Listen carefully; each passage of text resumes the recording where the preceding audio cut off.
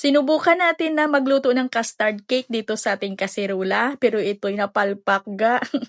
Tawanan na lang natin, alangan naman naiyakan natin 'to. Part talaga ito sa pagbe-bake natin at hindi tayo matuto 'pag hindi natin ito maranasan. Kasi first time ko ding mag-try sa pagluto ng ating custard cake dito sa ating kaserula na walang tubig.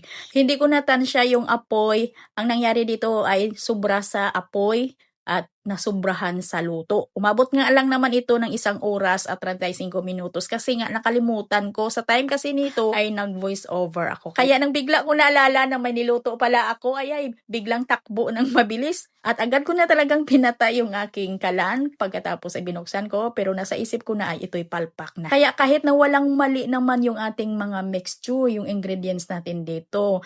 Pero ay ito yung kanyang mga texture ha. Kasi yung ating chiffon dito ay nag-deflate. Ayan, para siyang nagpuding kasi nga malakas yung apoy. At sa observation ko naman sa ating flan mixture, basta ma-overcook siya, ganito yung texture, parang may butas-butas, hindi siya makinis. Yung mga previous upload natin sa ating custard cake ay sa oven natin niluluto. Kaya tansya ko na talaga yung init ng oven at yung time baking. Ito kasi first time kong lutuin sa kaldero na walang tubig, kaya hindi ko pa tansya. Kaya para sa akin ay malakas lang yung apoy ng aking kalan dito, kaya hindi din ako susuko.